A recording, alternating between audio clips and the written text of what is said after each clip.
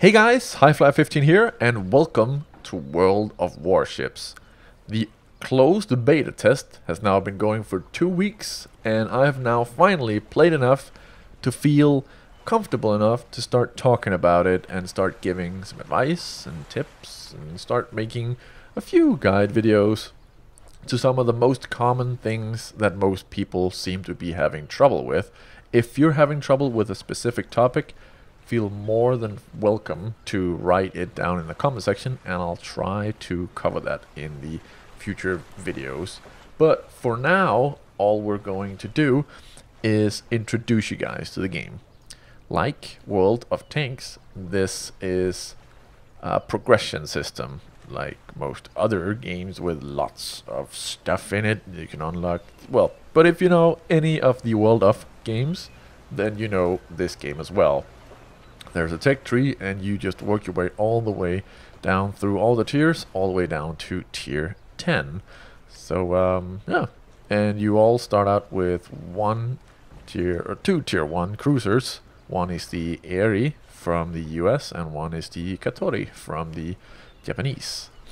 And then you just work your way down. Katori has lots of HP, the Eri not so much, but the Eri just leads down to some of the more awesome cruisers, and yeah, that's the way that I'm going. But besides that, what else is the same? Well, the way that you upgrade stuff, you click into modules on a specific ship. Like for instance, on my Cleveland, I go in under modules right there, and then there's not that many modules on every single ship that you can upgrade, because yeah, I guess they didn't want people to have to like go through stock vehicles for that long, like before getting the top thingies. And this is definitely very, very nice. It's a very nice pace to the game. Whenever you get a boat, you can contribute to the battles before having upgraded all your stuff. And but some of them really upgrades some of your stuff a lot. Like for instance, when you start out on this one, you have, as you can see, it has minus 13 on the AA guns. So when you get up here, you have the 25. Actually, it says 27 over here, and that's what I'm going with. Very great AA guns on this boat. But yeah, that is the similar things. There's also the upgrades that you can put on. In World of Tanks, it's called equipment. Here it's called upgrades, and there are plenty of things to choose from here. The first one is about the survivability and of the secondary battery, the A guns, or the main battery. This changes from ship to ship, but let's just take a look here. Then the second upgrades are more like firing range. Then there's the also firing range there, firing accuracy on the main battery. And then there we have the main battery loading time and aim speed. Then we have some keep the chances of flooding and fire down. Then we have chance of critical engine damage and engine repair time. Steering gears, so you can keep your boat going straight or drive to the sides. Sail to the sides if you want to. And then in the end we have some of the heavier upgrades, costing 400k. Just like World of Tanks, some of the better ones cost a lot more.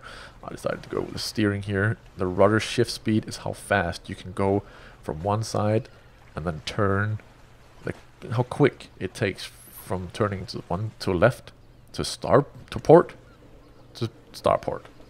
So yeah, starport. Other things that are similar to World of games is the missions. You every day, or not every day, this one is like a 2 days timer. It's one of the bigger ones, I think. Then we have your winner, get 2 wins, and you get 20,000 credits. For 1 victory, you at least get 20,000 credits, so that's very, very low extra credits. A boat costs a lot more than that. So these credits right now are, I think they're placeholder. If not, then that is a very, very low, pathetic number. But it doesn't really matter, because it's not about the missions, it's about the game. Then we have, of course, premium as well. You can purchase premium, exchange piastas, which is the credits here, and convert experience. And premium is shared across all the World of platforms. So if you have premium in World Tanks, you're gonna have premium in this one, and I have plenty of premium days right now in World Tanks. So whenever this goes live in a lot of months, it's gonna be premium, premium, premium. Hooray! And that is basically it for the similarities between World of Tanks and World of Warships. We can take a look at the profile as well here. Played lots of battles, not that many actually, but I got my win rate quite up after I actually learned how to play the game. So I want to share that experience with people, as I just had to get my mind straight, and then suddenly it started going very, very well. Differences from World of Tanks. Let's get to it. The ranks. As you can see here, we have 1, 2, 3, 4, 5, 6 ranks so far. There's a 7 and an 8th later, but so far there are 6 available in the closed beta test. First up, we have the co-op battles. You can play against bots all the time actually. So if you want to team up with a team of players who also wants to only fight against bots, I don't see why you want to, because bots are actually better than players right now. They aim better, they know how to lead, and they know how to hit your weak spots. So yeah, but first up, you're put up against something that is very good, and then when you rank up, you're giving the choice to fight against random players. And you just go up here and click down here. And if you don't, you're gonna keep on fighting bots again and again and again and again. And also you get a little credit bonus, which isn't that big, but it's always nice. When you fought enough against random players, you then get the daily missions. These are gonna get replaced, blah blah blah, the usual. Rank 4, you unlock the free experience. And same as World of Tanks, free experience, you get a 3000 free XP bonus for getting to the 4th rank, which is very nice. I have saved a lot of mine, but I've also used a lot of it on upgrades on the bigger ships, so I can stay competitive. Yeah, there we go, competitive at the higher levels as well, even though I'm only at 6. I really want to stay at 6 in the Cleveland, because the Cleveland is an amazing boat. Almost at tank, because I just can't get out of the World of Tanks. Then we have rank 5. You finally get your ship commander, another thing which is different from World of Tanks.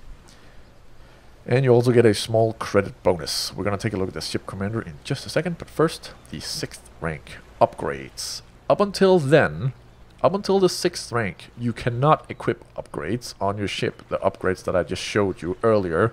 You have to get to rank 6 to get these. They don't enhance it that much, but it's always nice to put them on, especially when you're floating in credits, because right now the economy hasn't really been set. I have plenty of games where I've earned 200k credits with tier 6. I don't think that's going to be possible in the future.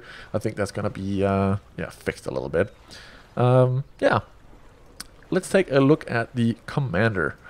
The commander is just going to pop up over here. He's going to be your only crew member in the entire game. On any ship, there's only going to be this one dude, and he's going to be unlocking skills over here. As you can see, there are 5 tiers of upgrades, one costing 1, one costing 2, 3, 4, and 5.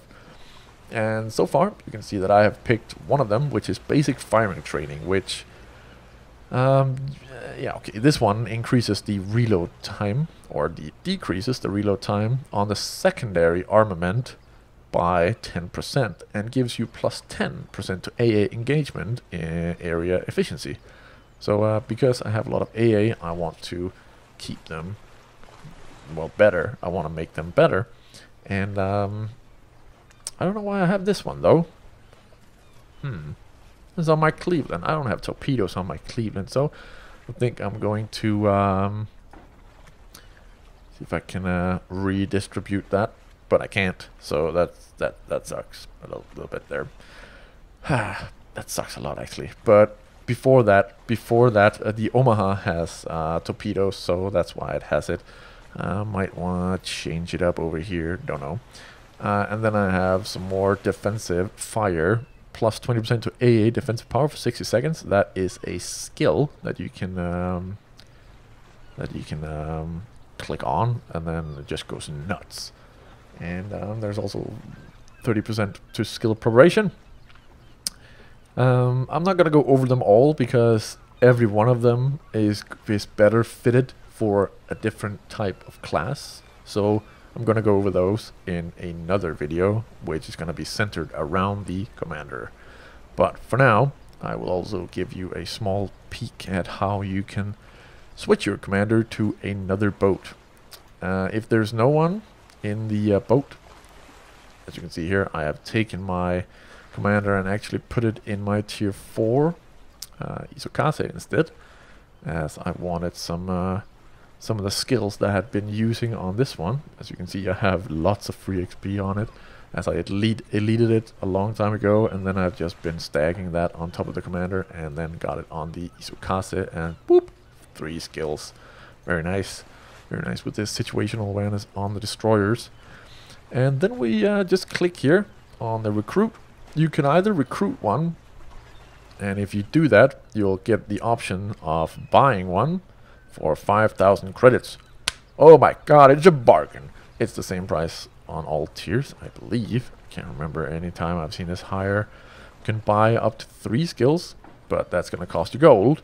But we're not going to do that. We're going to go down here and select the Istatsuta, because I'm not playing no wait, Wakatake, maybe that one. Yep, I'm gonna click on this one instead, and then you can see assign commander to this ship, and you click yes, and then it goes in here, and then you have to click on the start retraining here,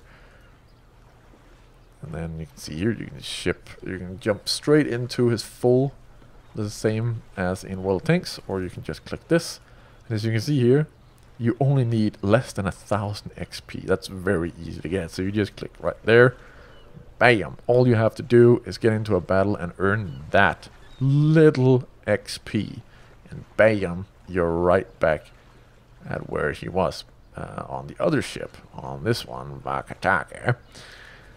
So yeah, this is basically the introduction to the World of Warships. I will make a separate video on the first voyage, which is something completely different than from what is in the port and what you need to know about in the port. So that is going to be in another video. But if you have anything you want to hear my words of wisdom on, I have learned a lot in the past 2 weeks in this game. I think the first 50 games I played, I fired HE exclusively, and everybody in the chat was like, why are you firing HE? Then I switched to AP, and then everybody was like, why are you firing AP? I was like, oh my, you just shut up. And then I did my own thing, and that I learned from, and now I'm here with a 59% win rate. I really like that. So yeah, if you have anything you want me to cover in the future, I am going to make videos covering some of the very basic ones, like the commander for each class, and then we're gonna have the first voyage, and then we're gonna have something simple, maybe HE versus AP, which one is better, which should you fire, and stuff like that, where should you fire, all that good stuff. But if you have something in particular you want to know about, like, oh my god, I'm always getting torpedo bombed, oh my god, I'm always getting torpedoed by destroyers and stuff like that, how can I deal with that? Ask me in the comment section, and I will try and help you as much as I can with the skills that I have. It's not much, but I can at least try. I've been Half-Life 15, and I'll see you on the high seas.